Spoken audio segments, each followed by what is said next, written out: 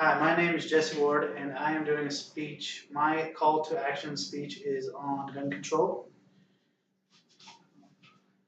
Simply having a weapon did not make him a murderer. His life choices did. What red flags did he display? Well, the attention he got after he took his life of my husband, or took the life of my husband, resulted in many people hearing his claim of post-traumatic stress disorder. And yet, psychiatrists on both the prosecution and defense testify that he did not have PTSD. This is a story from Taya Kyle, the widowed wife of U.S. sniper Chris Kyle. She goes on to ask, can we fix these people? Can we legislate out of them the desire to kill? Those in the business of fighting crime and not analyzing mental illness can look into the lives of each of these killers and tell you the red flags that pop up before the massacre. Why don't we deal with that instead of banning the tools very few use? By the very nature of these crimes, we know that the evildoers don't care about the laws. After all, murder is against the law, and they are choosing to ignore the law from the moment they plan to harm people. Beyond that, who among us has the right to tell me I will murder someone because I have a gun?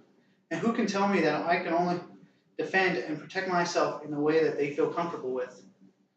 Just having access to a deadly weapon doesn't turn someone into a killer. This is the opinion of Ty Kelly, who is a widower and her husband was killed, was murdered. And if she believes that much into the thought of that guns aren't the issue, it's the people, then why can't we consider her opinion? Gun control isn't the answer, and it won't protect us. As an American, a gun owner, a concealed carry permit holder, I truly believe that in order to keep our constitutional rights, protect ourselves and our families, and still cut down on violence, gun control isn't the answer, and we need to look more into the gun control, what gun control would take away from us, not from what people believe it will take or give us. My main points are what the definition of gun control, how we, and I'm going to debunk some of the myths that I believe are being told right now about gun control, and a solution for it. Gun control is the government's way of restricting firearms. They, which ones we can own, if we can, what kind we can own, how we how they are tracked. So a website titled On the Issues tells us the biggest component of the gun control debate is whether existing gun laws are sufficient or whether more gun laws are needed. I believe that also the gun control is based, there is a lot of difference in your political party. A lot of the liberals seem to believe that gun control is the best way to go about things, whereas the conservatives say that gun control isn't the issue, and they do oppose gun control. In the survey done on the issue, they tell us that 57% of the Americans say that there should be a major restriction or a ban on all weapons. I don't believe banning all the weapons is the answer. If we take that, just takes away from our constitutional rights, the Second Amendment rights to own a weapon, and it takes away defense for a way for us to defend ourselves against bad people with bad intentions. I believe we need more good people with good intentions to own more weapons, not with that to defend us against people with bad intentions. Okay, we are gonna talk about we're gonna debunk some of the myths that are out there. First one is AR. So AR-15, they say AR stands for assault rifle. That's not true. AR actually stands for the company, the original manufacturer, Armalite Company.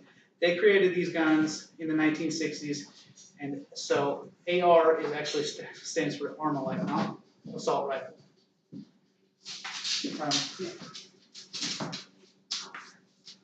So a lot of the facts I do have, they come from a book called the Gun Owners Fact Book. So the first one I'm going to say is that in 1994, before the federal assault weapons ban, you were 11 times more likely to be beaten to death than killed by an assault weapon. There's also in 2004, which was the first year since the ban was lifted, murders declined 3.6% and violent crimes were down 1.7%. So there's a myth about officers. It says 1 in 5 officers is killed by an assault rifle. That's not true. There is actually only 1% of all the officers killed were killed by an assault weapon. They were 2 times more likely to be killed by their own pistol than by an assault weapon.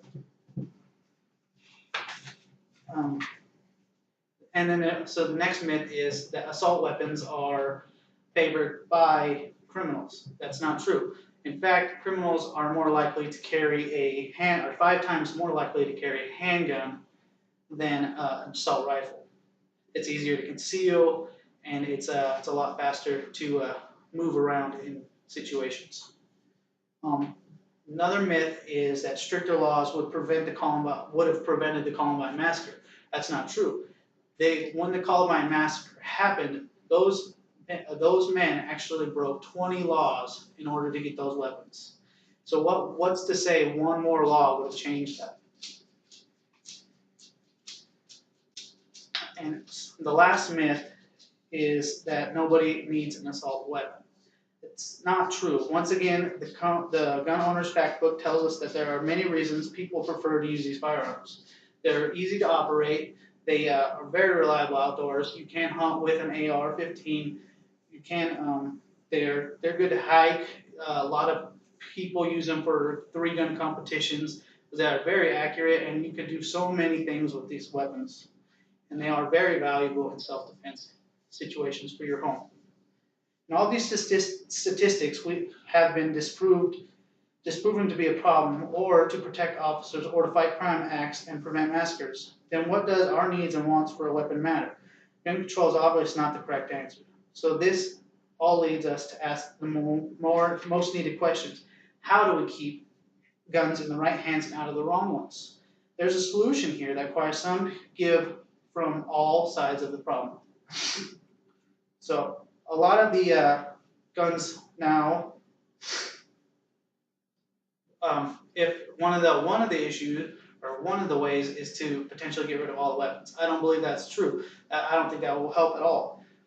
These myths show that won't work.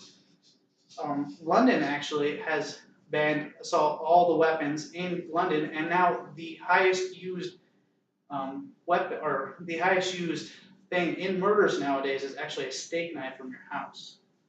So right there says that gun laws don't work. So what is the solution?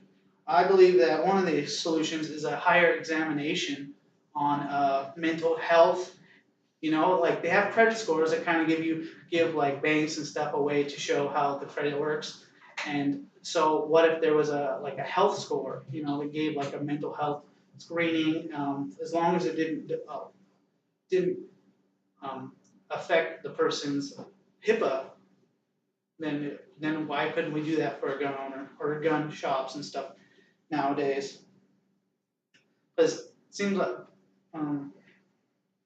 maybe there's a way to dig further into the public records and see more than, you know, the background checks see. Maybe there's more of a time delay on getting a weapon in order to do some of these health score issues and see. Well, what about for like the FBI watch list? If there's someone on an FBI watch list, how are they not denied a sale? They should be denied a sale for at least a year before, and if they can't figure if they're still on the watch list, then maybe it's 5 years after that.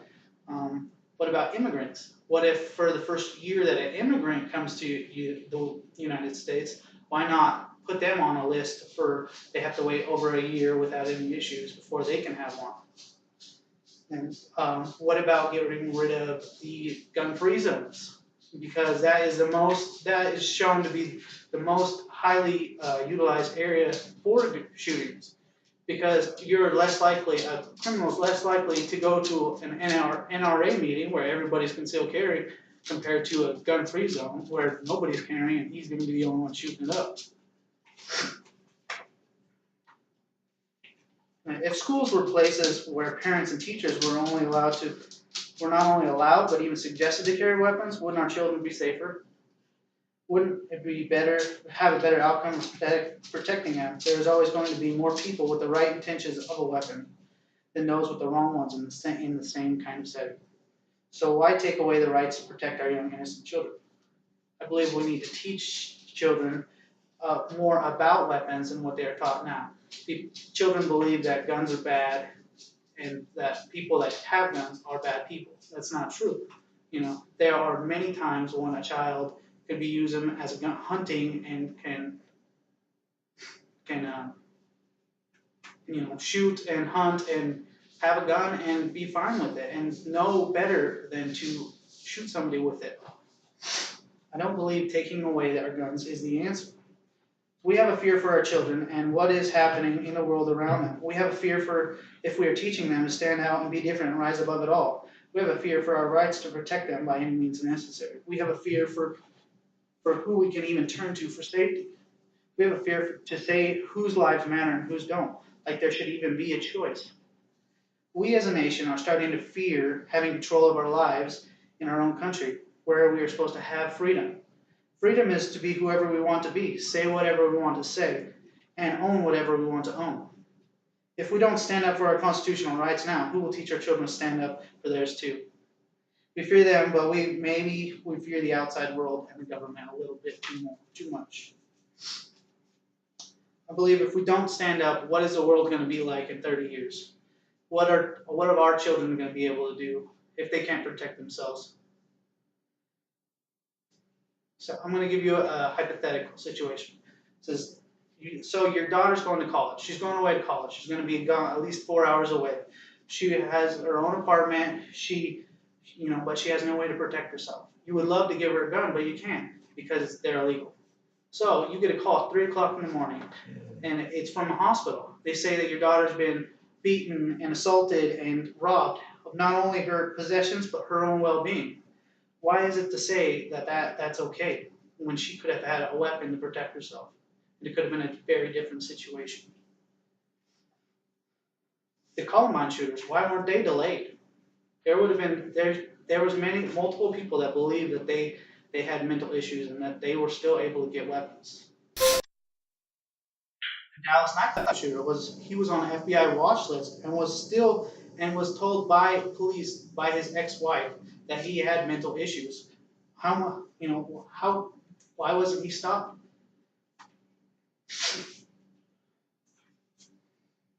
So I think life without guns it would be less damage, but it's not right.